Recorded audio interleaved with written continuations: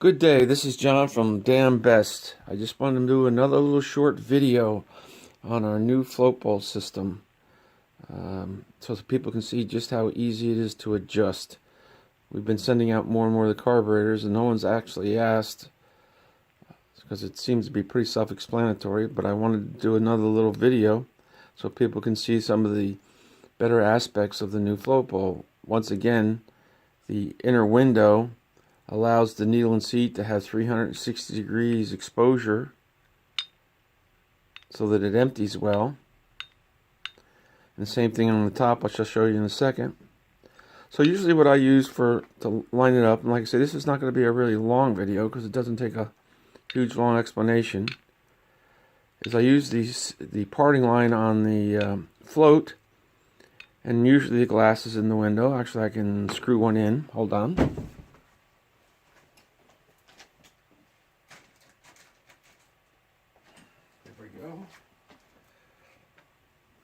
So you can see exactly what I do. So I'll just screw one in without the seal on it right now. And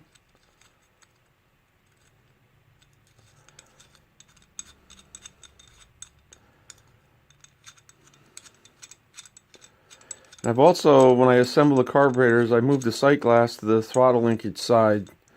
It just seemed like over time it just was more logical. When you're working the throttle, you can just easily look at the fuel through the sight glass, so I moved it over. So when you see it come an assembled carburetor, the sight glasses are on the linkage side. I know that's unusual, but it just makes more sense. You're working the throttle, you can look down in the sight glass, each time without any problems. And what I usually use, as the baseline seems pretty good, is to put the parting line right on the bottom of the sight glass. A 3/4 inch wrench loosens the cap right there, and just screw that out. And this is where the channel is. It gets 360 degrees of fuel delivery around the top of the window, so there's no closing the window off as you rotate it and try to find the proper height. Now a small little Allen wrench loosens the set screw. Now this doesn't have to be too tight. All it does is keep the needle and seat from revolving as you're screwing it in, the cap into the float bolt, and the little O-ring has to go in. So you're not screwing the needle and seat up the cap as you're screwing the cap in. So it just has to have a little light pressure on it.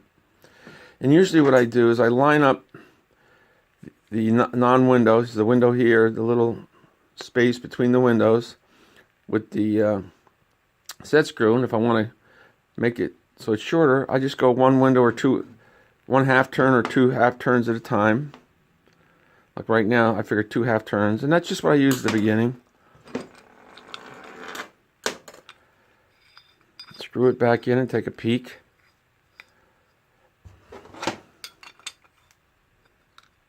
And bingo. It's right where I want it. And that's as much trouble as it takes in the beginning. So it's a super easy adjustment. I know the other ones have the screw and the little nut on the top, but there's, the nature of doing that, you have no 360 degree fuel delivery on the top of the needle and seat.